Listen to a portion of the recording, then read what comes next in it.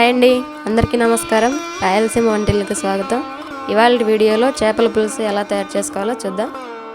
చేపల పులుసుకు కావాల్సిన పదార్థాలు: 1 కేజీ చేప, వీటిని ముక్కలుగా చేసుకుని ఉప్పు నీటిలో బాగా కడిగి ముక్కలుగా చేసి పెట్టుకున్నాను.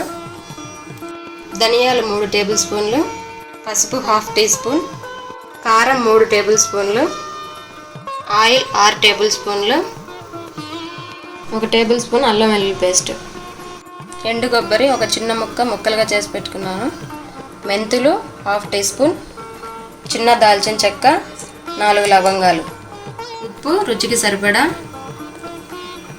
చింతపండు 100 గ్రాములు. ముందుగా స్టవ్ వెలిగించి ప్యాన్ పెట్టుకొని కొబ్బరి ముక్కలు, లవంగాలు, చెక్క, మెంతులు, ధనియాలు ఇవన్నీ వేసి వేపుకుందామండి.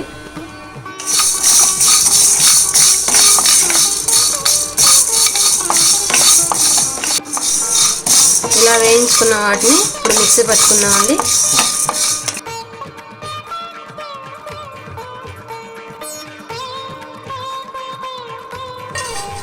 స్టవ్ వెలిగించి వెడల్పాటి గిన్నె పెట్టుకొని ఆయిల్ వేడి చేసుకుందాం.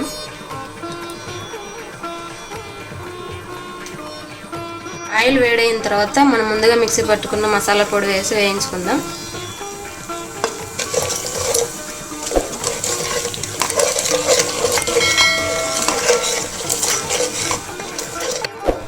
మసాలా పొడి కొద్దిగా ఫ్రై అయిన తర్వాత కారం వేసి ఫ్రై చేసుకుందాం.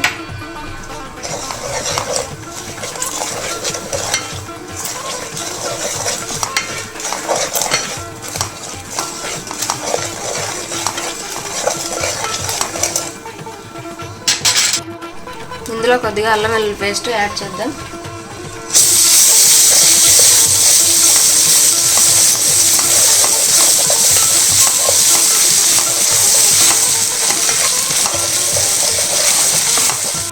ఇప్పుడు చేప ముక్కలు వేసుకుందాం.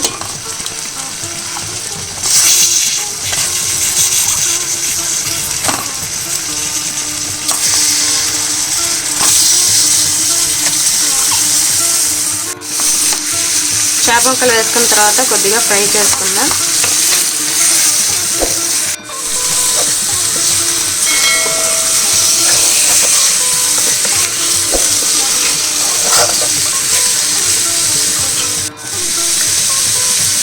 ఇప్పుడు పసుపు వేసుకుందాం. చేపల పులుసు చేసేటప్పుడు ఎక్కువగా గరిటెతోటి కలిపెట్టకూడదు. అలా కలిపెడితే ముక్కలన్నీ విడిపోతాయి. ఇప్పుడు రుచికి సరిపడా సాల్ట్ వేసుకుందాం.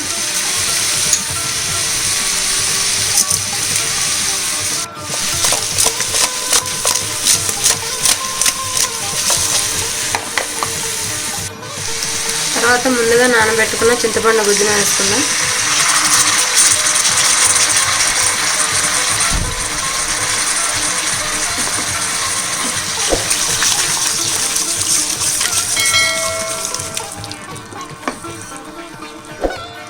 చింతపండు వేసిన తర్వాత గరిటెతోటి కలపెట్టకుండా ఇలా ఒకసారి తిప్పుకుందాం.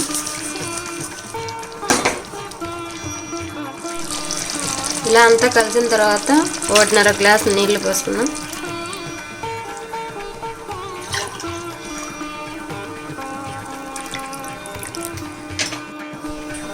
ఇప్పుడు అంతా కలిసేలాగా ఒకసారి తిప్పుకుందాం.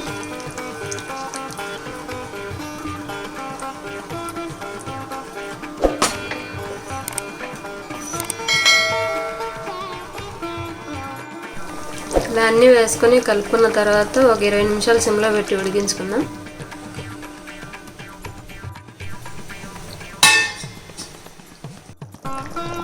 చేప అడుగు పట్టకుండా ఒకసారి ఇలా కలుపుకుందాం.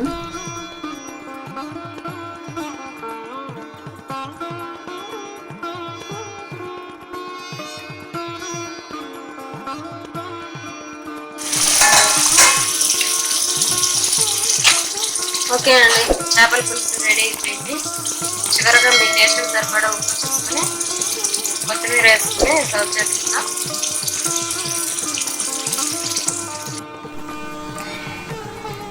ఈ చేపల కూర వేడివేడిగా తినటం కంటే చల్లగా అయిపోయిన తర్వాత తింటే చాలా టేస్టీగా ఉంటుంది.